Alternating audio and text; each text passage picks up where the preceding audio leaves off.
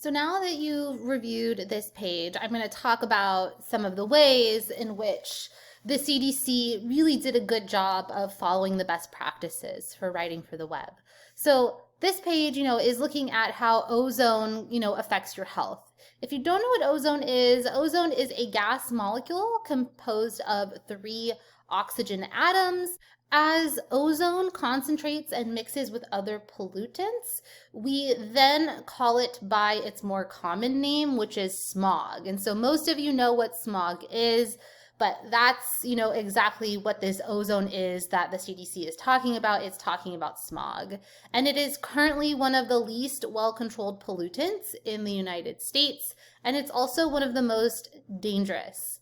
So, some of the ways that this page does a really good job of following best practices is that, it states the main message at the top. So at the very top of the page, it clearly states what the main message is for this page. So ozone and your health. You immediately know what this page is about because it's very clearly stated at the top of this web page. You want to keep your sentences and paragraphs short. So they keep their sentences really throughout this whole page. They keep them very, very short and concise. Any paragraphs they use are also really short. And so those are really limited in terms of length as well, which makes it really easy to, go through this and be able to understand what's in here. Something else that they do really well is this visual here. So, this visual really helps communicate the fact that, warmer temperatures mean higher ozone levels. And you can see that visually with the colors in there. It's a really nice way to communicate information without using text, instead using a visual that kind of draws the reader's eye to that and communicates that important information. It uses really clear headings, right? So, uses the clear heading, who is most at risk? If you use question headings, you want to make sure they're questions your readers might actually ask, right? So if you're someone who's concerned about ozone and health, you might ask, who is most at risk of being affected by ozone, right? So, clear headings, these are questions. If you're going to use, question-based headings, they're questions that your reader might, actually have on their own. And so you've anticipated those and you've included those in your headings.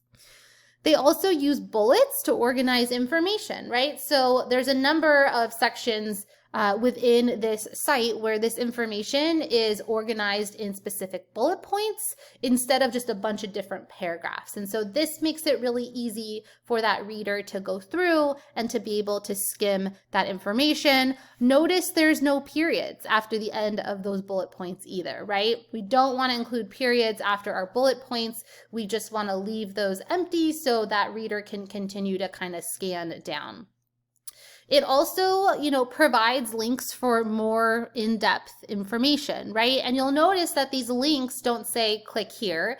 These links are actually embedded within the text here. And so the reader actually knows what they're clicking on. If they were to click on this link here, that would be taking them to the EPA Air Quality Index. And so those external links are embedded within that text, which we talked about is, best practices. And lastly, something else that they do really well on this site is they, include a clear call to action, right? So the reader can read through all these things, but there's a clear, section where the CDC talks about actually taking action around this issue. And so, that's a really important piece. You don't want to just describe, ozone and your health, but you want to create some sort of clear call to action at the end. I also want to note in this call to action section, they give you a resource. So, they say for more tools to help you learn about air quality, visit Tracking Air Quality. So your reader can actually track the air quality if this is something that affects them.